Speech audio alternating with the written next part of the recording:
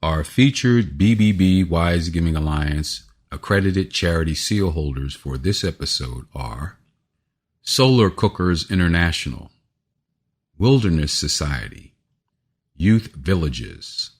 To find out more about these and other BBB Wise Giving Alliance accredited charity seal holders, go to give.org.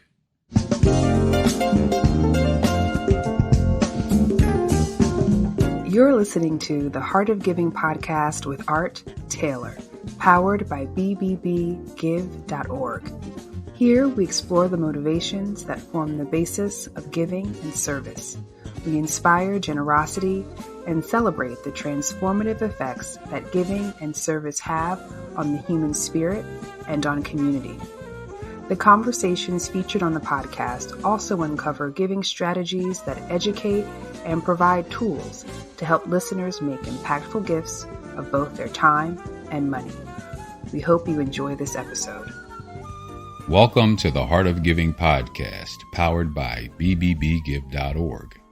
Give.org is the nation's standards-based charity evaluator, and it's your one-stop source for information on giving and reports on the most asked about charities. I'm Art Taylor. Well, on the show today, I wanted to spend some time talking about donating things.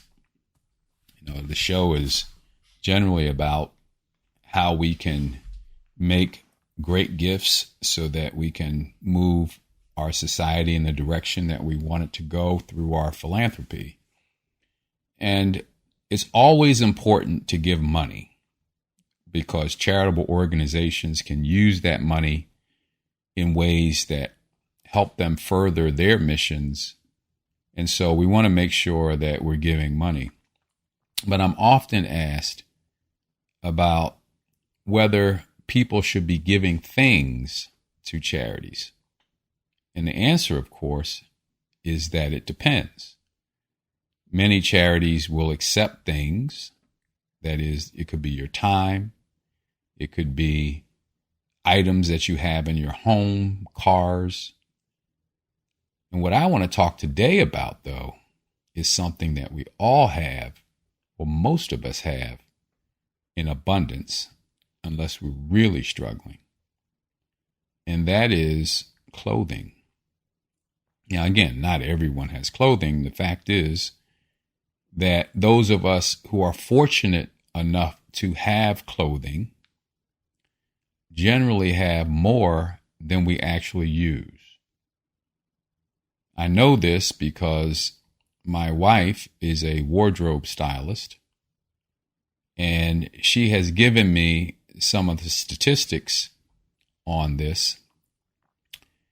And her business thrives because 80% of the clothes we have in our closets we don't use.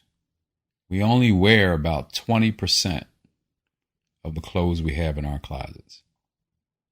So one of the things she gets to do is go into people's closets and help them declutter or get that stuff that they don't wear out of their closets. But it also creates a tremendous opportunity for giving back. Think about it. If 80% of the clothes in your closet you won't wear, that's a tremendous opportunity for you to share those items, to give those items away to people who need clothes. And there are lots of ways of doing that. And we want to talk about some of that today on the show, because it gives us, again, a way to give back with essentially not even missing what we're giving away. Now, I know that there are emotional reasons why we hold on to clothes even though we're not going to wear them. But a lot of people could get rid of some of those things, and before you know it, others could be benefiting from them. And that's really good. So why are we in this situation? Why is it that we hold on to so many things? Why is it that we accumulate so many things? Well, a lot of it has to do with seasonal rotation. Sometimes we rotate our clothes based on seasons. And when a new season comes around, we never get back to those things that we had from the previous season. It's just a matter of organization. Sometimes we buy clothes for just special occasions. We use the clothes for that event, and then the event is over, and then the item just sits there in our closet. Of course, there are fashion trends. Some people believe that they have to be up on the latest trend going on with fashion. And so they tend to overbuy clothes because that's what's required for them to keep up with those fashions. But what do you do with the clothes that are out of fashion? They just stick around in the closet when other people could be using them. Then there are lifestyle changes. We go through lifestyle changes. What we used to feel comfortable wearing, we don't feel comfortable wearing anymore. We might put on a few pounds. There are other personal circumstances that might make some items no longer wearable for us. And again, they're sentimental items, right? People hold on to old things because of sentimental reasons, as I said. We like variety. It's one of the things that we say variety is the spice of life. So having more clothes in our closet can satisfy that need for variety. But in the end, we have to ask ourselves, even with that sense of variety, do we actually take advantage of it because we don't wear the stuff? And we also can just imagine that the work from home world, now that we're living in post-COVID, has also created a scenario whereby a lot of the clothes we don't wear anymore because we are more casual when we work from home. And we could come up with a lot more reasons why people are holding on to these clothes, but the bottom line is tremendous opportunity here for donating. Now, just like with any charitable donation, the first thing we want to do is figure out what cause is important to us before we give away anything.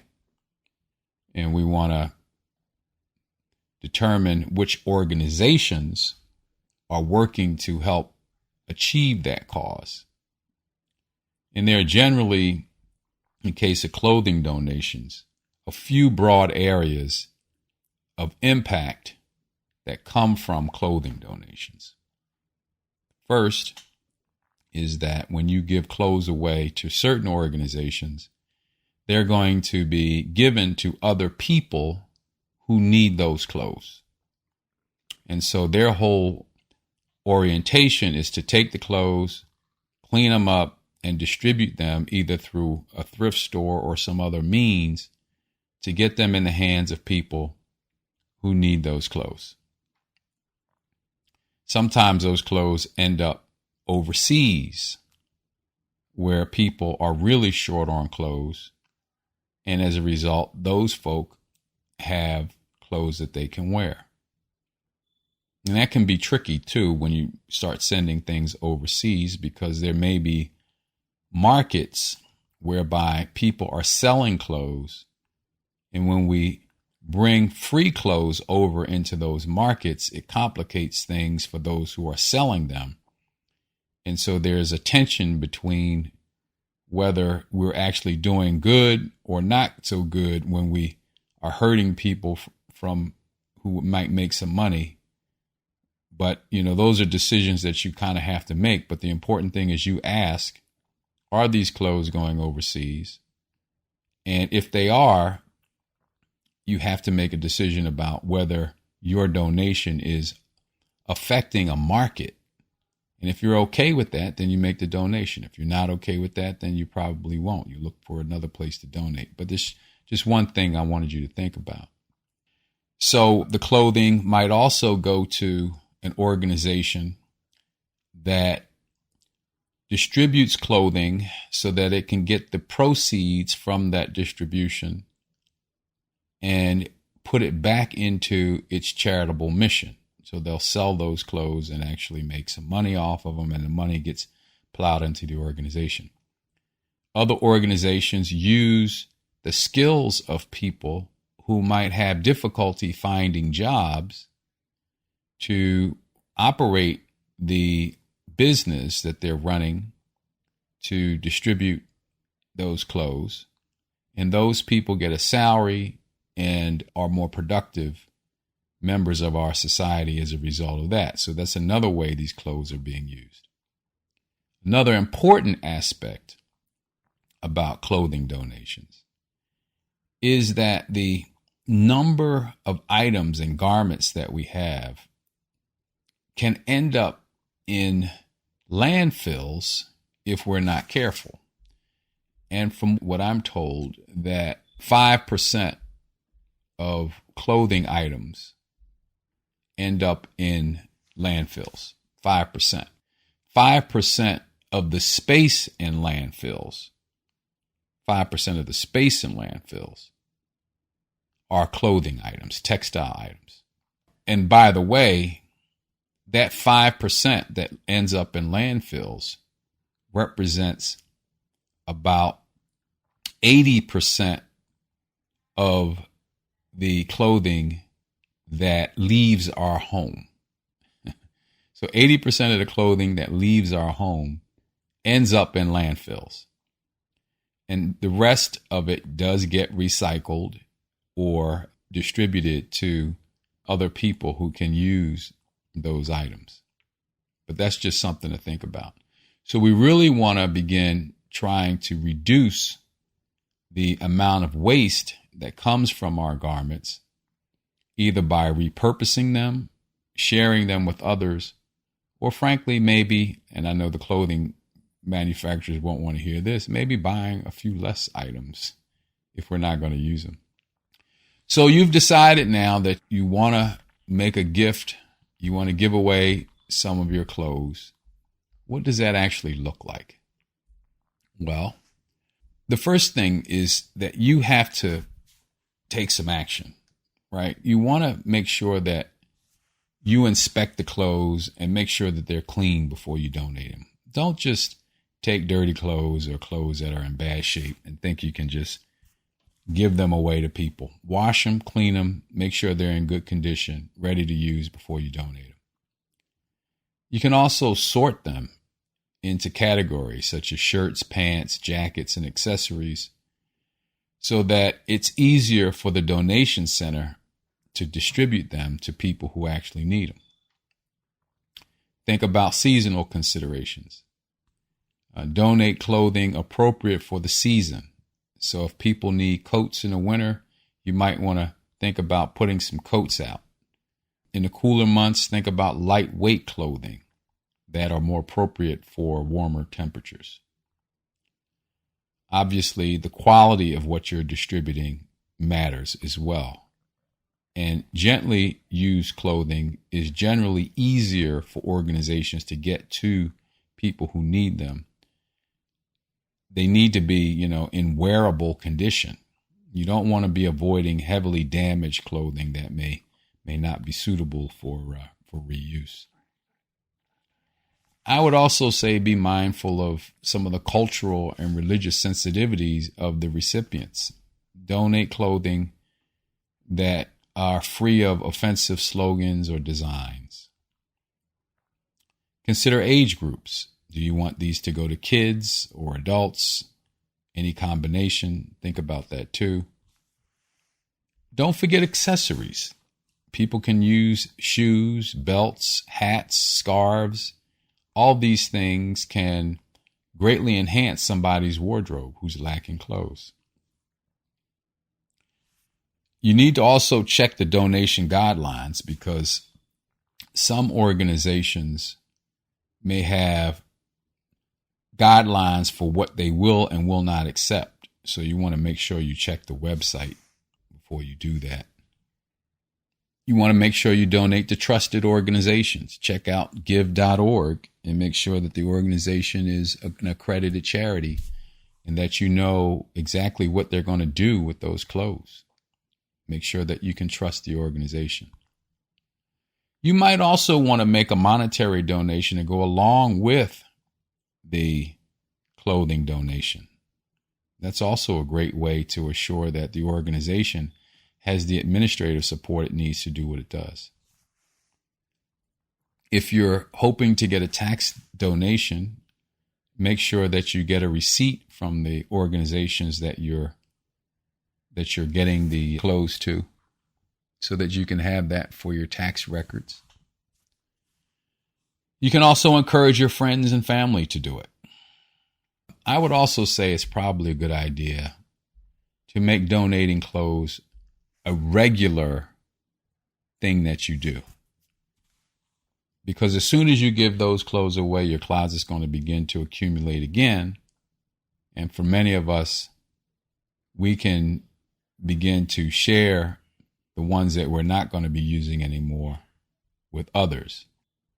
Now, I want to say something special about clothing bins.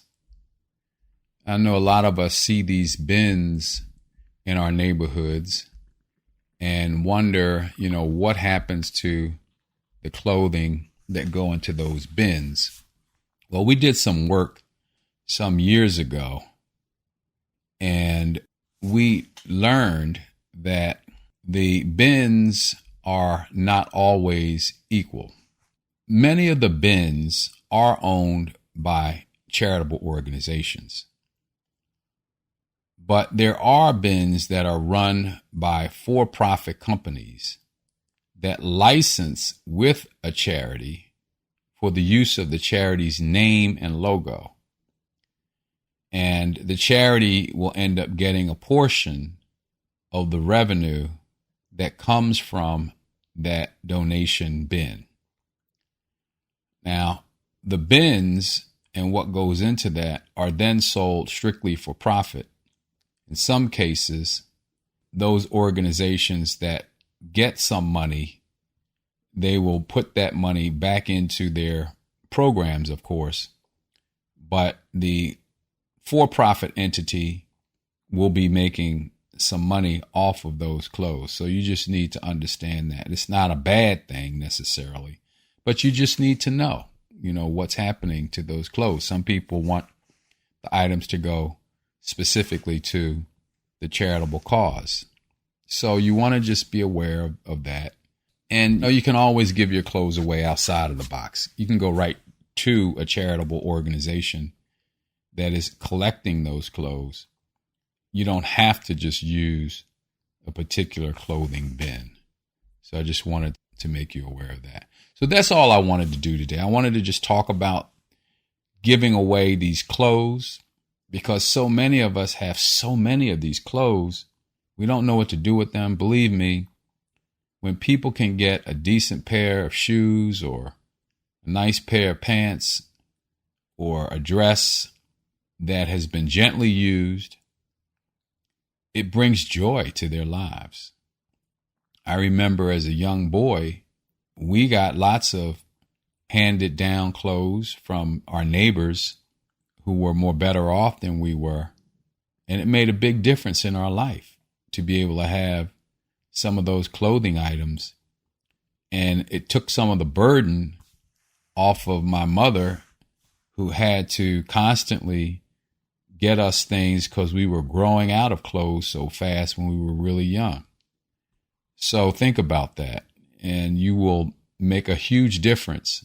You can make a huge difference in the lives of others. And just think about it. Isn't that better than just holding on to a bunch of stuff in your closet?